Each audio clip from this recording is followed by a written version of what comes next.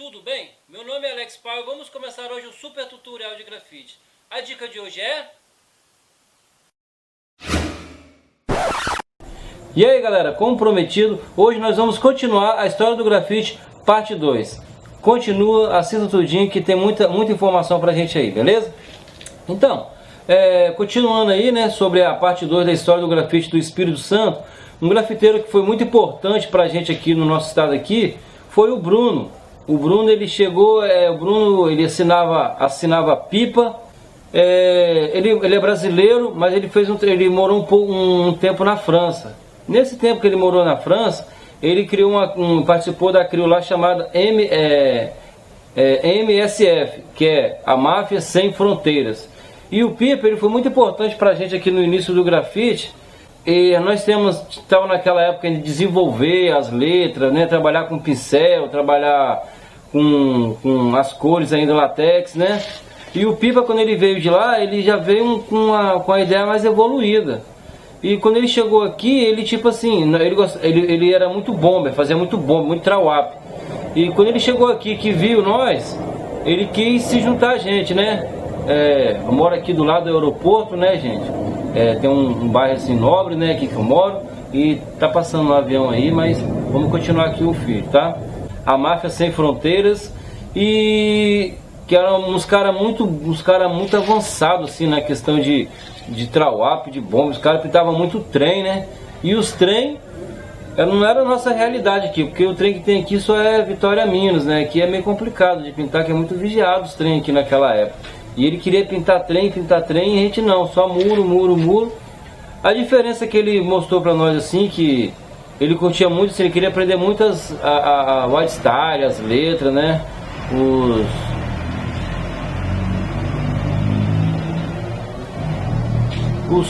As letras, as sombras, tudinho. Só que ele vinha com uma pegada muito maior do que a nossa, cara. A questão é que ele pintava muito grande, o trabalho era muito grande, chamava muita atenção. E ele fazia as letras muito block, né? A gente não sabia nem que era block na era. Block é aquelas letras que é mais quadradona, o freestyle é uma letra bem fácil de ler. Escrevia pipa todo mundo e tal. Aí, vamos dizer assim que 6 meses com o Pipa aqui pintando com a gente aqui, né? Ele fez um grande nome aqui, todo mundo queria saber quem era o Pipa, porque ele fazia as letras muito fáceis e muito rápido, né? Depois dessa época aí do Pipa, outra coisa, naquela época o Pipa ele tinha um carro, um Fiat Palio vermelho, e ele levava a gente, né, para pintar um monte de lugar, e parava, e foi muito maneiro. Ele hoje ainda, o Pipa ainda tá aqui na galera, hoje ele não pinta mais, mas vira e mexe, a gente tá andando aí na rua, a gente troca ideia com ele, vejo ele, né, ele tomou um outro rumo aí, mas ele foi muito importante para a história do grafite. Então você que tá fazendo um documentário, quer saber um pouco do grafite do Espírito Santo, Pipa, Bruno, ele foi muito importante aqui no estado, tá? Não foi só a galera que iniciou, não, os pioneiros não.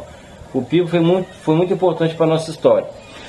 Continuando aqui um pouco, falando sobre o Pipa também, uma coisa muito importante. O que aconteceu? O Pipa, quando ele veio para cá, lá na França, ele veio com a ideia do site Aero.f. Não sei se esse site está no ar, ainda está funcionando, mas o Aero.f foi um site que qualquer pessoa podia se cadastrar nele. Aí o Pipa foi cadastrou nós nesse site, e só que o site só tinha monstro no site, só cara monstrão mesmo, assim, só muita coisa boa lá da França. Aí nós adicionava eles adicionavam a gente, fomos mandando um contato bem maneiro, e aí também despertou muito nós, né? E depois do site Aero.fr,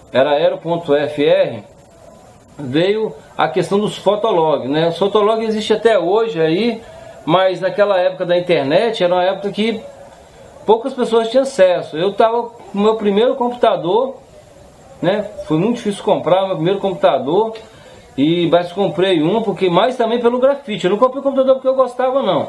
Eu comprei por causa do grafite. Eu gostava do grafite tanto que chegou um momento eu ter que ter um computador, porque todo mundo tem computador. Do grafite eu vou ter que ter para eu poder botar minhas fotos, atualizar e tal, mandar para as revistas. Então, a mídia para nós foi o site o site aero.fr e o Fotolog. O meu Fotolog que existe até hoje. Se você for lá na internet procurar alex.fotolog, você acha lá meus trabalhos até hoje, das antigas mesmo. Então também foi muito bom. Fotolog, como funcionava o Fotolog? Demorei um pouco para aprender. O Fotolog, você postava suas fotos e você tinha como ter os amigos, né? Se pedir para ser amizade, amigo. Nisso aí você ia divulgando seu trabalho, divulgando e criando um círculo de amigos, né?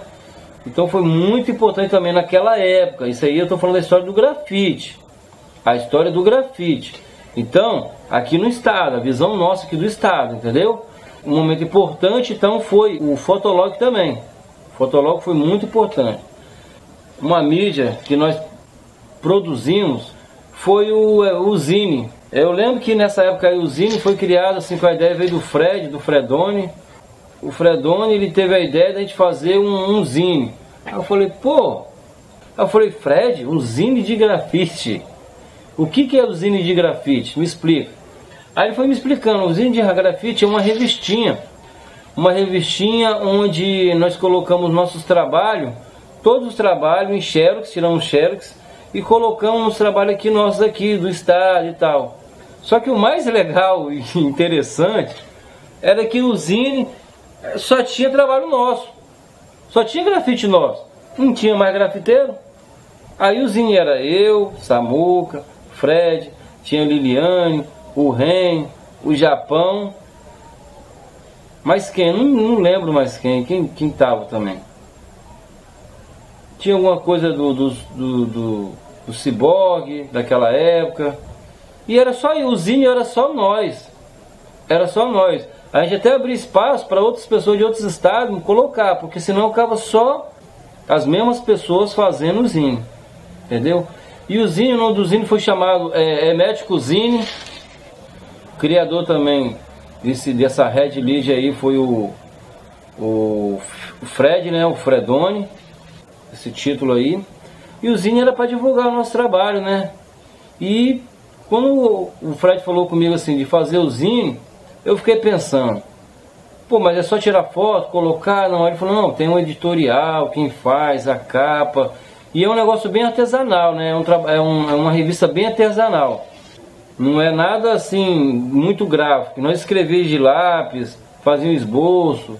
Eu lembro que e o Zine, cara, se eu não me engano aí, se o Fred estiver vendo esse vídeo aí, se eu não me engano, foi até a 4ª edição, esse Zine, né? Eu acho que deveria até ter continuado com o Zine, porque foi um marco muito legal do grafite aqui do estado do Espírito Santo. Todos esses que eu estou falando, né, que é o Pipa, MSF, é o site Aero, o Fotolog, o Hermético Zine, foi a construção do grafite no estado do Espírito Santo. Entendeu, gente? E uma coisa muito importante também que aconteceu aqui, que vejo história até hoje, muitas pessoas falando, assim, os amigos nossos falando, né, que foi o primeiro encontro de grafite. Esse dia eu estava conversando com o Ed Brau, aí ele falou assim, cara, eu comecei a fazer quando eu fui lá, eu vi que ia ter o primeiro encontro de grafite lá em Laranjeiras, cheguei lá, vi um monte de cara pintando, e ele nem sabia que existia aquele monte de gente, ele ficou maravilhado e quero fazer isso também, eu quero isso pra mim. Pouco tempo conversei com ele e trocamos essas ideias. Então o primeiro encontro de grafite, eu não sei o nome certinho da rua, cara, mas hoje, né, hoje é ali, né, na frente ali quem vem de Laranjeiras ali, na frente do Bet Mil Coisa ali, na frente do OK ali, um muro do outro lado ali. E como que funcionou? A gente tudo novinho ainda, iniciante no trabalho do grafite. Falei, como é que a gente vai chegar lá, vamos pintar, como é que vai ser, patrocínio? Aí nós chegamos e eu e Fred, né, falou, Fred, vamos lá. E fomos lá pedir o cara lá, o espaço, né, para poder fazer o grafite. Chegamos lá, foi muito bem recebido, o cara, o dono lá falou assim, o responsável pelo mundo, falou, tá para vocês aí, vocês marcam a data aí, pinta aí, tá liberado aí. Aí nesse mesmo momento nós falamos assim, agora, Fred, a gente tem que vamos pintar o muro, né, o cara conseguiu um espaço no muro. Aí nós procuramos um patrocínio de uma tinta, cara. O nome da tinta Pô, eu queria lembrar, mas pô, esse tempo atrás eu lembrei, mas não tô lembrando agora. Pô, se eu lembrar aqui, gente, eu vou colocar aqui embaixo aqui do link aqui, vou colocar o nome da tinta, beleza? Que ajudou a gente. Porque graças a eles que foi feito esse primeiro encontro de grafite. E outra coisa também que foi muito interessante foi a questão dos spray, né? Que a gente usava aquela latinha verdinha automotiva, que era da Colorginha, que tinha um carrinho na frente assim. Isso aí era uma das melhores tintas que tinha para pintar naquela época. Depois dessa tinta aí, apareceu a tinta Colorgin Arts. A Colorgin Arts, ela tinha várias cores, as cores eram muito variadas, então ajudou bastante a gente poder... Cores de frutas, era muito legal também, foi muito bacana. E ajudou bastante a gente estar fazendo nosso trabalho. Então a primeira tinta que nós usamos foi a tinta Colorgin automotiva, aquela lata baixinha. Depois foi a tinta Colorgin Arts. E nisso aí, quando chegou a Colorgin Arts, já tinha aquela tinta, né, que era a tinta própria para grafite, né, que foi a Montana Black, né? Montana Black. A Montana Black era uma tinta assim de primeira linha, né? Primeira linha mesmo, assim, não era nenhuma pessoa que pintava não. Quem dera nós tivéssemos uma Montana Black. Lembrando que, voltando um pouquinho na Colorgin Arts, o Pipa já estava já com as Montana Black já trazendo para nós e mostrando a gente a qualidade, o cheiro diferente, a consistência, a força da tinta, foi assim, a coisa de outro mundo a tinta. E ele trouxe, deu uma para cada um, a gente nem usava a tinta, né? Guardava a tinta, nem usava, porque pô, ter uma Montana Black naquela época não era qualquer um não, era só cara que tinha bastante conceito mesmo no grafite. E aí galera, e foi isso aí. Isso aí foi um pouco aí, né, bem resumido, a história do grafite do Espírito Santo. Tem muita gente aí que pergunta aí, quer fazer documentário, faz trabalho de grafite, quer saber um pouco, né? Então assiste esse vídeo aí, passa essa informação, compartilhe aí com a galera, divulgue. Quer saber mais sobre o canal? Assine o nosso canal aqui, né? Esse vídeo agora foi falando sobre a história do grafite, né? Porque mesmo sendo a história, ele é uma dica, né? Porque assim, é a raiz, né? Como começou. Então é muito importante você ter esse documentário aí com você aí, guardado. A história que a gente está contando aqui não é história que eu tô sabendo, que eu pesquisei. Essa história foi praticada por a gente mesmo. Eu participei dessa história aí, essa criação aí. E aí galera, então isso aí é a história do grafite aqui no estado do Espírito Santo, né? E se você gostou aí, compartilhe esse vídeo, indique para alguma pessoa, inscreva-se no canal, que você terá muito mais informações.